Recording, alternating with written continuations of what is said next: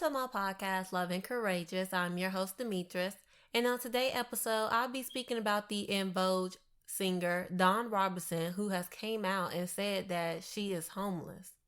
On March the 11th, the former En Vogue member, Dawn Robinson, made a video on YouTube saying that she is homeless and that she has been living in her car for the past 3 years.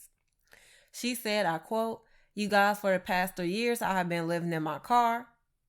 Before signed with relief, she continued by saying, I said it, oh my gosh, it's out.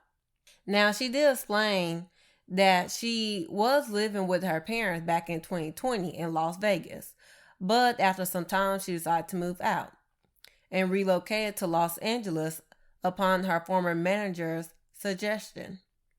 He proposed that she could stay with him for a bit, but that didn't work out, and she remained in a hotel for 8 months. When she was staying in the hotel, it became difficult to find an apartment because the manager was allegedly playing games and would disapprove of the places Robinson proposed she could live. He said, I quote, "Sometimes people want to trap you and keep you in a situation where you're vulnerable and dependent on them. So I got out of there." That's when she decided researching car life and loved what she was seeing. She decided to take the leap, and now it's been 3 years since she started her car life and headed to Malibu, California. She said, I quote, "I felt free. I felt like I was on a camping trip. It just felt like it was the right thing to do." And she also continued by explaining to her fans that she is not sharing this experience to receive pity. It's not woe, it's me. I'm learning about who I am. I'm learning myself as a person, as a woman. I miss my family. I miss everyone I was connected to, but I needed to do this alone. But I needed to do this for me. And she later explained in the video that her dog, Max, has passed away in the car and said that she is really on her own.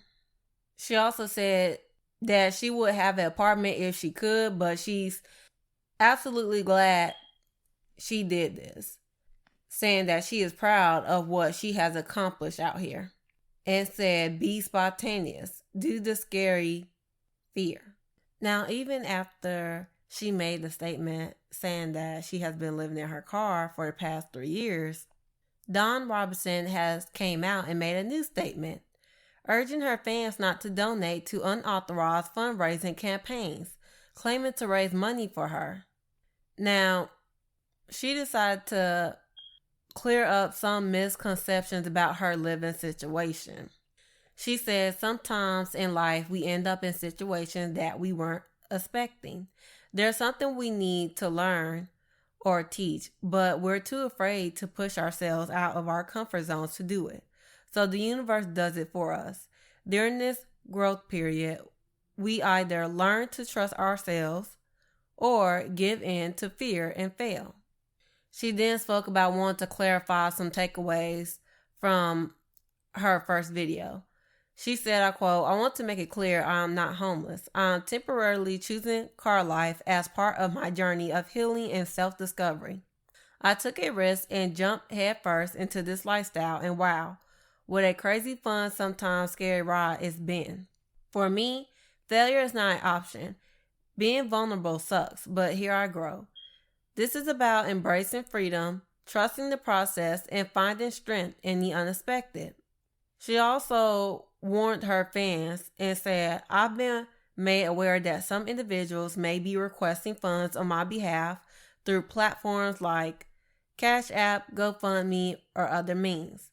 I want to be clear, I have not authorized any fundraising campaigns, and I do not want anyone, especially my loyal fans, to be scammed or taken advantage of." She continued by saying, "Your love and support mean the world to me, and I want to ensure that your kindness is not misused. Please be cautious and do not send money to anyone claiming to act on my behalf." So after Dawn Robinson has came out and said that she has been living in her car for 3 years, her ex-husband, Andre Allen, has offered a job opportunity to Dawn Robinson. Andre Allen, who was married to Dawn Robinson from 2003 until 2010 told TMZ on March the 13th that he is offering her a position in hospitality, the industry in which he currently works. After performing as a member of R&B group Example, solo artist, and working as a songwriter for multiple artists over the years, he told TMZ that he left the music world and found success elsewhere. Now he's extending an invitation to Don Robinson to work for Hilton. He said he previously offered the opportunity to Don Robinson, and that includes free medical from day one and PTO to juggle her career. He thinks her charisma and personality would be a fit for sales. He claims to have previously loaned friends in the music industry money and shared concern for Robinson possibly living in poverty. Now, it is not known if Don Robinson has took the job that her ex-husband has offered her or not. But however, En Vogue is on tour, and Don Robinson was one of the members of the girl group alongside with Cindy Herron, Terry Ellis, and Maxine Jones. The group was formed back in 1989 and released their debut album, Born to Sing. The En Vogue group earned 6 Grammy nominations between 1991 and 1997. But however, Don Robinson left the group in March of 1997 and sang with Dr. Dre's label, Aftermath. She rejoined En Vogue for brief stints in 2005 and 2009. She also acted in several films and was part of the first season of R&B Divas Los Angeles. Now, I don't really know her situation with the other members of En Vogue, but if I was her, I'd be calling those women up and seeing if I can go on tour with them, because I mean, if she, needs to make some money, but I'm not really sure what's going on with her. I mean, it could be something mentally, emotionally, anything. So I personally really truly don't know, because she did live with her parents, but she moved out. So I'm thinking maybe something happened. I'm not really sure.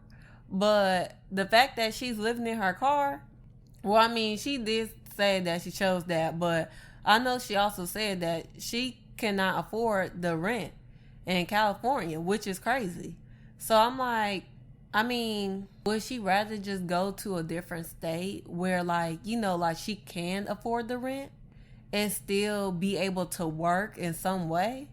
But, hey, if that's what works for her, then okay. But I hope she finds some work. Now, that is all that I have for today, and I'm going to get into the Black History Fact. So the Black History Fact will be about the Clotilda, the last known slave ship to bring enslaved Africans to America. After Congress banned the international trade of enslaved people in 1808, the South booming plantation economy maintained high demand for stolen Africans' labor, skill, and knowledge.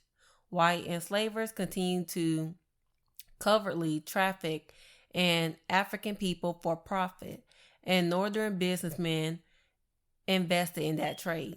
In 1860, partners William Foster and Timothy Mear set out to illegally import and enslave Africans aboard the ship Clotilda. The same year, William Foster docked the Clotilda in the Kingdom of Dahomey in modern-day Benin and purchased more than 100 people who later self-identified as Tarkers.